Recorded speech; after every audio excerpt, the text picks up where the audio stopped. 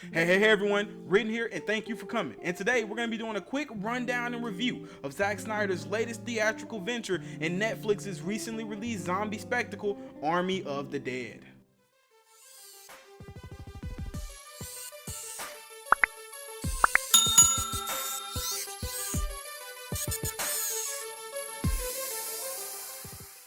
Welcome back, everyone. Coming in rather high on my list of my most anticipated films of 2021, Army of the Dead has finally been released on Netflix for the masses to see. I honestly went into this film with very modest expectations. I rather enjoyed Zack Snyder's 2004 Dawn of the Dead film with Ving Rhames and Mekhi Phifer, and as such, I felt that I had a pretty good idea of what we could expect from this outing.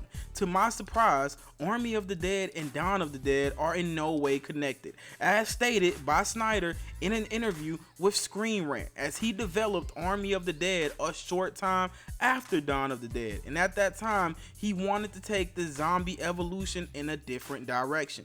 In my opinion, Snyder tends to deliver when the stage lights are brightest, and the cast he managed to wrangle together for this film truly piqued my interest, so I was more than willing to give the film a shot, even after finding out I wouldn't be getting any surprise cameos 2 decades later from the DoD cast. As a lifelong wrestling fan, Dave Bautista has continued to impress me in his film career, as the roles he takes, I believe, are perfect in the moment for what his acting capabilities may be at the time. His portrayal of Drax in the MCU has been one of my favorites, and films like Stuber and Hotel Artemis proved to be much better movies than I thought they would be before viewing them. I've seen every episode of Power at least twice, so seeing Amari Hardwick also only elevated my anticipation. And the reunion of he and Ana de la Reguera, who play Alicia Jimenez for a short stint in the show and portrays Maria in the Army of the Dead, was rather delightful. And of course, it's always a pleasure to see Hiroyuki Sanada on screen, as well as Theo Rossi for any of us who identify as die-hard Sons of Anarchy fans. Getting to why we're all here, I'll come right out and say that I actually enjoyed this film a lot. I'm not a hard person to impress cinematically, honestly. As for me, it tends to be more about the experience from time to time than the more technical aspects of filmmaking.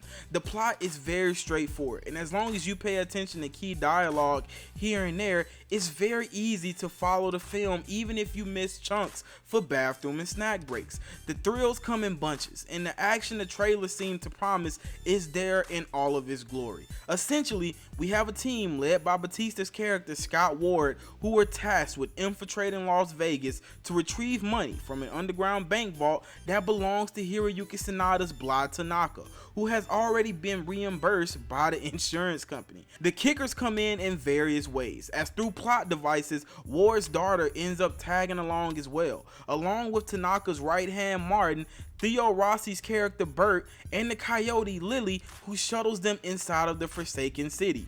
I really enjoyed this take on zombie evolution, as it would seem there's a new class above the slow, mindless TWD maulers we've been seeing for the past decade, as the higher level seems to have a sense of sentience and even the ability to possibly foster children, which we've actually seen from Snyder before, as in Dawn of the Dead we also see a zombified baby born to Mekhi Phifer's character via his dead partner.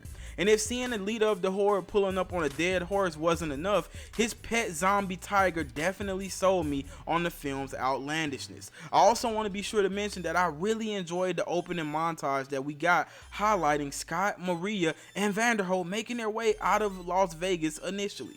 The relationships amongst the group are all pretty standard, as the film hinges on the father-daughter relationship between Scott and his daughter Kate, and her relationship with her friend Gita, who she accompanies the group into the city to find. I do wish that we had gotten more of the relationship between Scott and Anna, beyond the 1 or 2 scenes that hinted at something more. But before we could, this happens.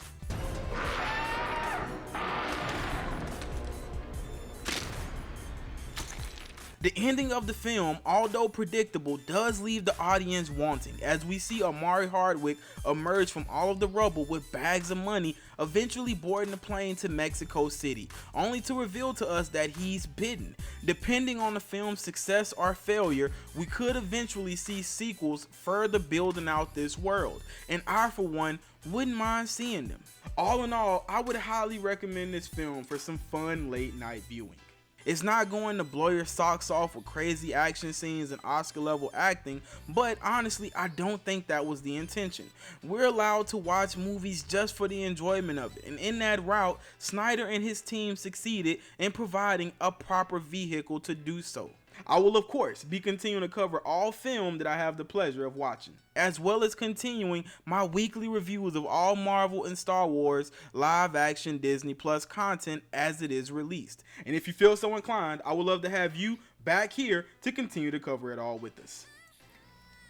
Again, guys, be sure to like, comment, and subscribe, and click that bell for notifications if you've enjoyed our content here tonight. Jump down in the comments and let me know your thoughts. And while you're at it, be sure to check out some of the other content here on the channel. All of the necessary links are listed here below for you to keep up with the coming content and shareables. Please be sure to follow me on all social media platforms. Or just the one you use most frequently. We are slowly but surely building a community here, and I would personally love for you to be a part of that.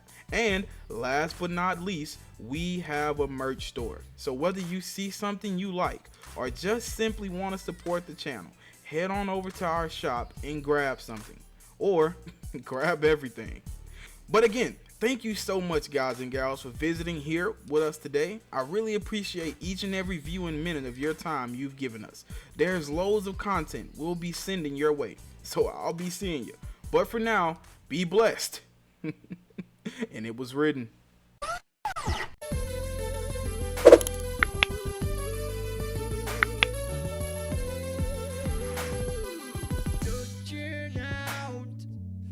Across the nighttime, the city sleep inside.